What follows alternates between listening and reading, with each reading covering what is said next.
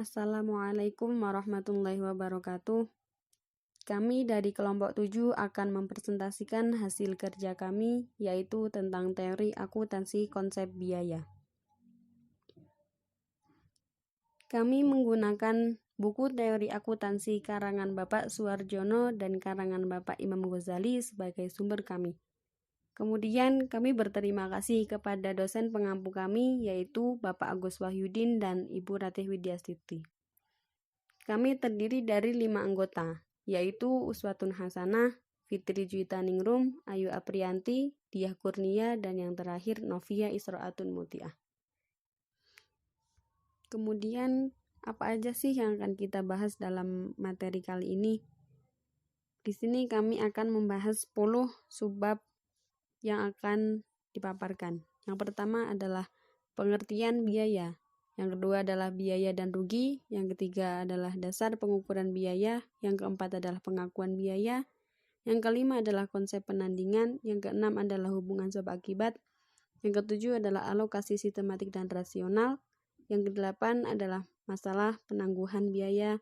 Yang kesembilan pendekatan non-alokasi. Dan yang terakhir adalah pembebanan yang segera. Nah, yang pertama adalah pengertian biaya. Biaya adalah aliran keluar atau outflows, atau pemakaian aktivitas atau timbulnya hutang, atau kombinasi keduanya.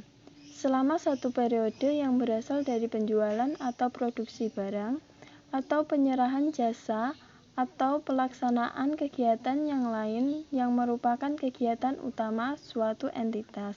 Menurut FASB tahun 1980. Selanjutnya, pengertian dari beban.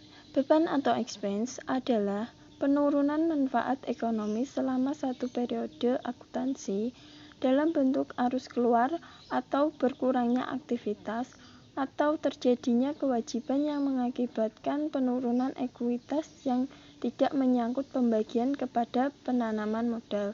Menurut IAI paragraf 70 tahun 1994. Biaya dan rugi. 1. IAI menyatakan tidak mencatat rugi atau loss sebagai elemen yang terpisah dengan biaya atau expense. Jadi, semua potensi jasa, baik yang digunakan secara langsung ataupun tidak langsung untuk memperoleh pendapatan disebut dengan biaya. 2. Rugi dicakupi dalam satu definisi biaya atau expense. Atas dasar definisi biaya yang disebutkan tadi, bahwa yang termasuk biaya hanya cost yang benar-benar dikorbankan untuk menghasilkan pendapatan. Penggunaan aktiva atau pengurangan cost aktiva yang tidak berkaitan dengan proses memperoleh pendapatan seharusnya dikelompokkan sebagai rugi atau loss.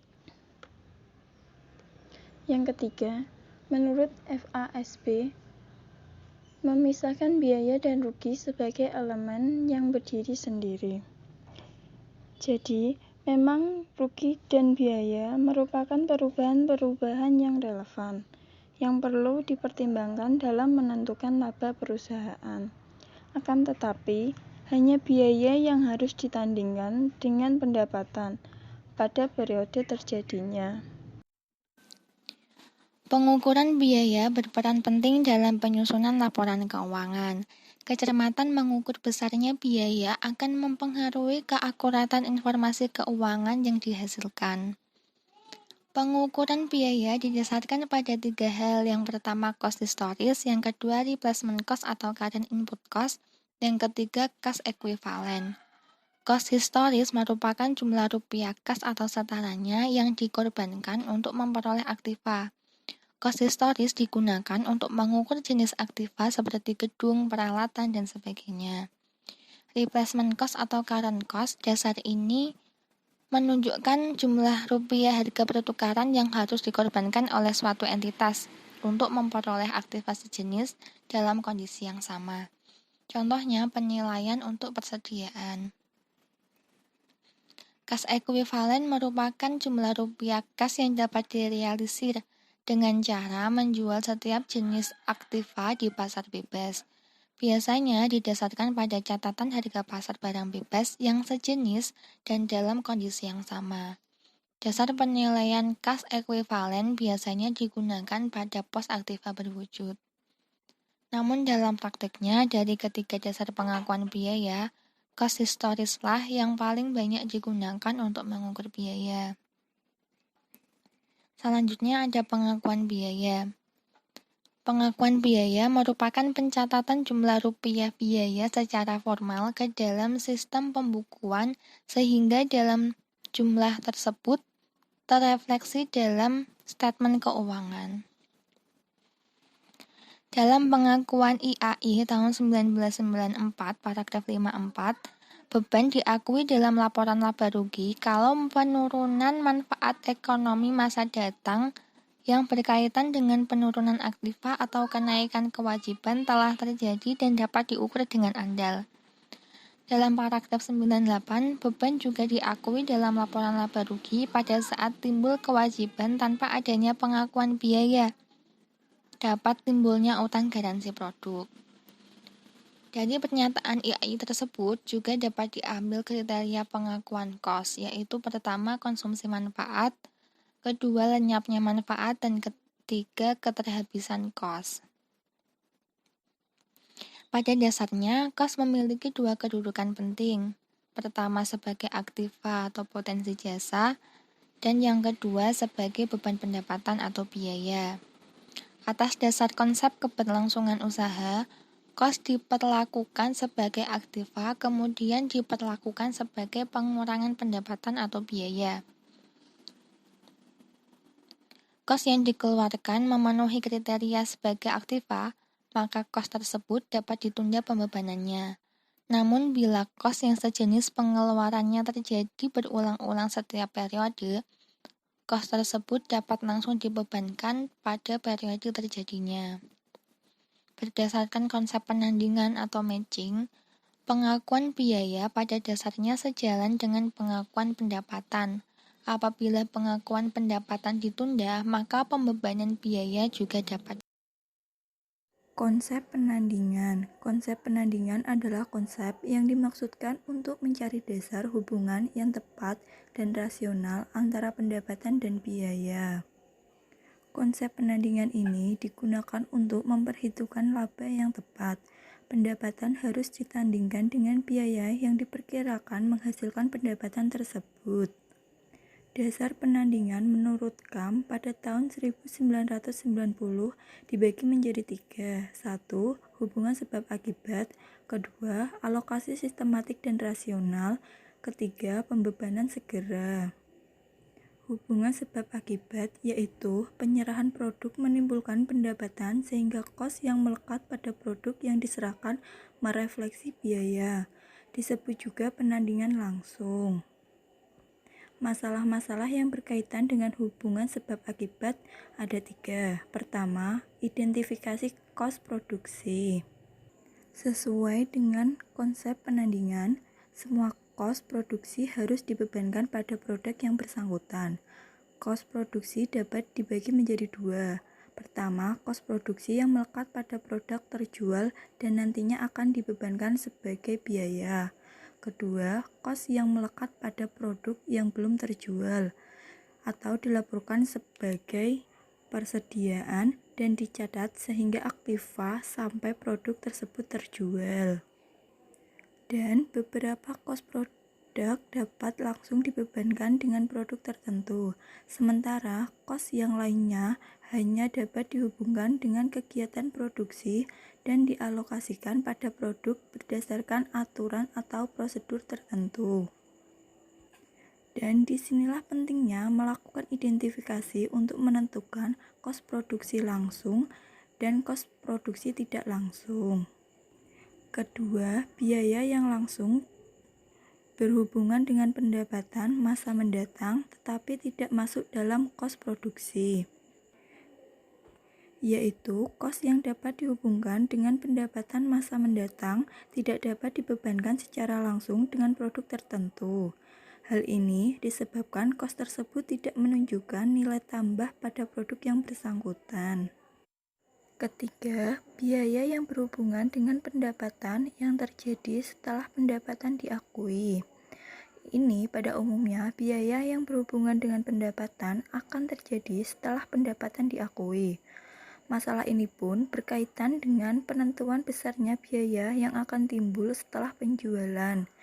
Dan apabila kos kegiatan tertentu dapat ditaksirkan secara layak dan cukup pasti, maka kos tersebut dapat diakui sebagai biaya pada periode pengakuan pendapatan. Dan jadi hubungan sebab akibat harus dapat diidentifikasi untuk menentukan bahwa pendapatan yang diakui memiliki hubungan sebab akibat dengan kos yang bersangkutan.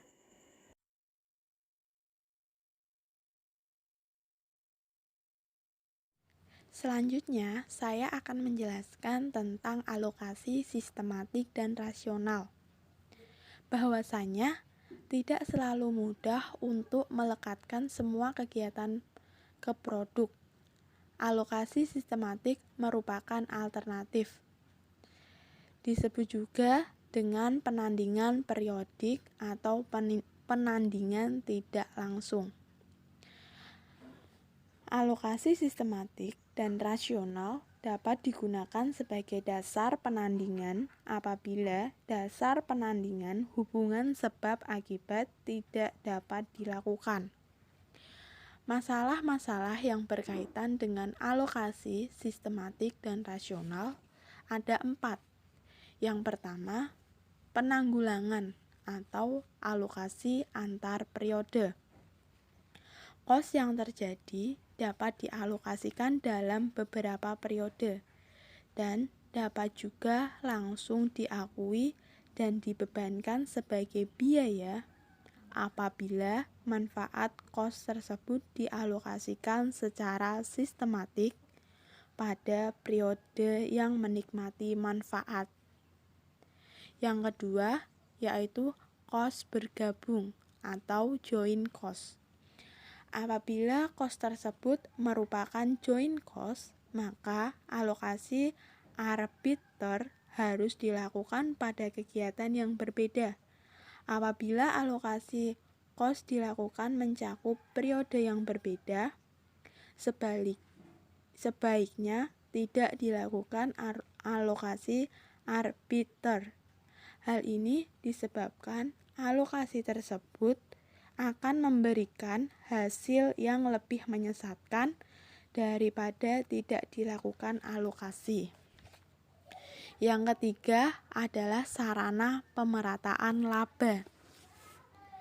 Apabila manfaat masa mendatang tidak dapat diukur dengan cukup pasti atau kos yang dikeluarkan tidak memiliki hubungan dengan pendapat di masa mendatang, maka tidak ada alasan untuk menunda pembebanan kos sebagai biaya pada periode terjadinya.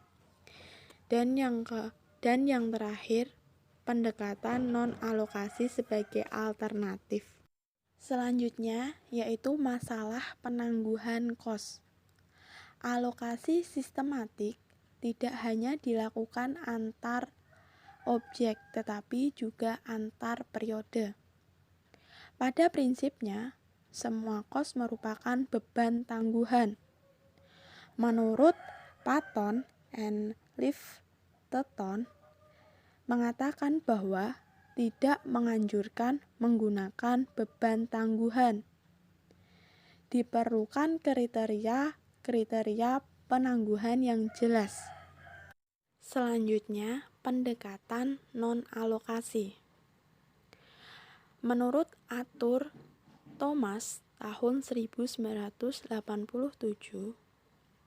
mengatakan bahwa informasi yang dihasilkan hampir seluruhnya didasarkan pada proses alokasi yang tidak dapat dijustifikasi secara teoritis.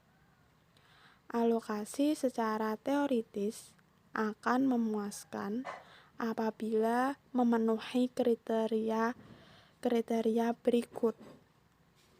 Yang pertama, ketertambahan atau additivity, yaitu jika jumlah yang dialokasikan ditambahkan bersama-sama, maka totalnya harus sama dengan jumlah sebelum alokasi. Yang kedua, yaitu ketakraguan.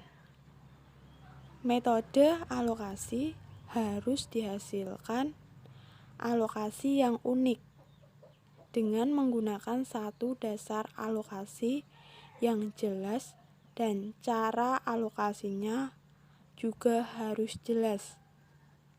Dan yang terakhir yaitu ketertahankan atau defensibility, bahwasanya metode alokasi yang dipilih harus lebih baik dibandingkan metode alokasi yang lain. Metode tersebut harus didukung oleh alasan yang kuat agar dapat dipertahankan dari kemungkinan pemakaian metode yang lain. Akan tetapi, hanya syarat 1 dan 2 yang dapat dipenuhi, sehingga alokasi tidak dapat didukung secara teoritis. Baik, untuk yang terakhir adalah pembebanan segera. Dalam hal ini, apabila tidak ada alasan yang kuat untuk membebankan kos atau dasar hubungan sebab akibat ataupun alokasi sistematis dan rasional, maka kos langsung dapat dibebankan pada periode terjadinya. Alasan yang melandasi pembebanan dengan cara ini adalah kepraktisan. Contohnya adalah pencatatan biaya advertensi. Kos yang dikeluarkan untuk kegiatan advertensi sulit untuk dihubungkan dengan pendapatan atas dasar hubungan sebab akibat. Dalam statement FASB nomor 2, yaitu Accounting for Research and Development Cost, disebutkan bahwa dasar penanding hubungan sebab akibat dan alokasi sistematis tidak dapat diterapkan untuk kos penelitian dan pengembangan. Sekian dari kelompok kami. Terima kasih atas perhatiannya. Wassalamualaikum warahmatullahi wabarakatuh.